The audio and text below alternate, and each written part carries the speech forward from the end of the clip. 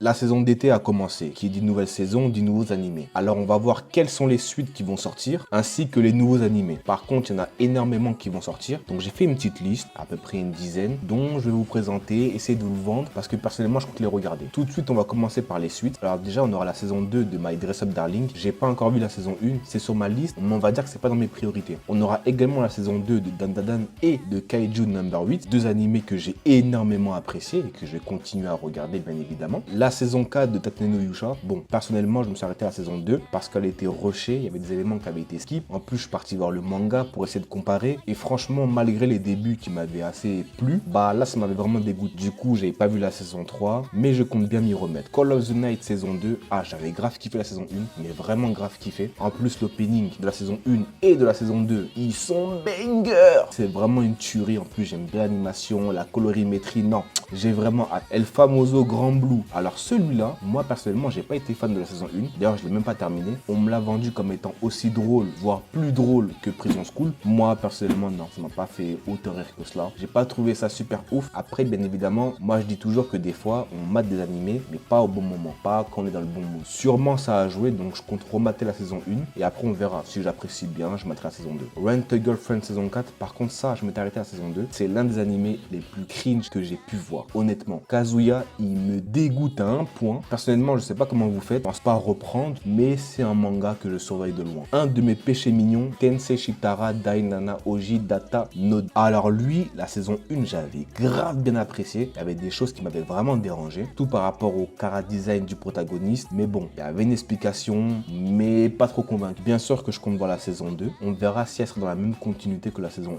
1. En plus, l'opening était tellement bien. En tout cas, moi, j'avais grave kiffé. On aura également la suite de Dr. Stone. Ça, par contre, c'est une pure masterclass. Je m'étais arrêté à la saison 3 au début parce qu'en fait, je voulais attendre la fin de l'animé pour tout finir d'un coup. C'est tellement excellent qu'en fait, ça me frustre d'attendre semaine par semaine, saison par saison. Je mets une grosse pause. Quand ce sera fini, là, je m'attrape tout d'un coup. On aura également la partie 2 de Sakamoto Days. La partie 1, je ne l'ai pas terminée. Ça m'avait pas tant plu que ça, mais je vais quand même lui laisser une chance. Finir la partie 1 et voilà la partie 2. On a aussi Witch Watch et Toby Hero X qui continuent toujours. D'ailleurs, Toby Hero X, j'ai fait plein de vidéos là-dessus, surtout par rapport aux arcs narratifs, dont celle de Queen et Loli ne devrait plus trop tarder à sortir. Et nous avons aussi Bunny Girl Senpai. Alors par contre, il y a un vrai problème par rapport à ça. Qu'en fait, il y a la saison 1, après il y a une série de films à voir, et après il y a la saison 2 à regarder. Mais la problématique, c'est qu'en fait, Crunchyroll, ils n'avaient pas les films en question. Donc en fait, ils ont que la saison 1, ils n'ont pas les films, mais il y a directement la saison 2. Personnellement, pour moi, c'est un peu débile de faire ça. Je vois pas l'intérêt de nous mettre qu'une partie de l'œuvre sans nous mettre la suite en fait. Ça n'a aucun sens. Mais bon, malheureusement, on peut rien y faire, mis à part nous plaindre sur les réseaux sociaux. Dans ces cas-là, les gars, ne perdez pas de temps. Il y a toujours une solution et vous savez très bien de quoi je parle. Maintenant, place aux nouveautés. Et on commence très fort avec Lord of Mysteries. J'aimerais bien en parler maintenant, mais j'ai fait une vidéo complète dans laquelle j'analyse, j'explique de quoi ça parle, pourquoi vous devriez regarder et quelles sont les erreurs qui ont été faites par Crunchyroll. Donc je vous invite fortement à aller la regarder. Kaoru Ana wa Rintosaku. Rintaro, un lycéen réservé, préfère rester discret et tranquille. Tout change le jour où il rencontre Kaoruko, une élève belle et élégante, mais qui cache en réalité une personnalité douce et maladroite, bien loin de son image parfaite. Leurs mondes opposés se croisent et petit à petit, ils apprennent à se connaître sincèrement. Une romance pleine de douceur, d'humour et de moments touchants où chacun découvre que derrière chaque fleur se cache un cœur fragile. Les gars, vous savez déjà maintenant que je suis un amoureux de la romance. J'aime trop ça, alors bien évidemment, je vais consommer à gogo. Je vais le siphonner. Romance School Life, il y aura 13 épisodes de 24 minutes. Hikaru ga Shinda Natsu. Yoshiki et Hikaru sont amis d'enfance, inséparables depuis toujours, jusqu'au jour où Yoshiki réalise l'horreur. Hikaru a disparu en forêt et celui qui est revenu n'est plus humain. Malgré la peur, Yoshiki refuse d'abandonner son ami et décide de continuer à vivre à ses côtés. Mais peu à peu, des phénomènes étranges se multiplient dans le village, un thriller psychologique glaçant et fascinant où l'amitié se heurte à l'innommable. De la comédie, du drame, de l'horreur, du mystère. Non les gars, ça va mater ça fort. Avec une touche de surnaturel, il y aura 12 épisodes de 23 minutes disponibles sur Netflix. L'un des animés les plus attendus de la saison et l'un des meilleurs shonen actuels. On va parler bien évidemment de Gashakuta. Rudo, un jeune garçon né dans les bas-fonds et méprisé par toute la société à cause de ses origines, trahi et accusé d'un crime qu'il n'a pas commis, il est jeté dans l'abysse, un monde souterrain peuplé de monstres et d'ordures. Mais au fond de ce gouffre, alors que tout semble perdu, Rudo découvre un pouvoir mystérieux et une force insoupçonnée. Animé par une rage brûlante et un désir de justice, il décide de gravir les échelons de ce nouvel enfer pour survivre, se venger et prouver qu'on ne peut pas jeter un être humain comme un simple déchet. Un manga explosif, brut et ultra stylé où chaque page déborde d'adrénaline et de révolte. Ici, on transforme la colère en puissance. Les gars, je vous le dis, allez voir ça. C'est obligatoire. Il y aura de l'action, du drame, de la fantaisie, du mystère. Il y aura 24 épisodes de 24 minutes, tous disponibles sur Crunchyroll.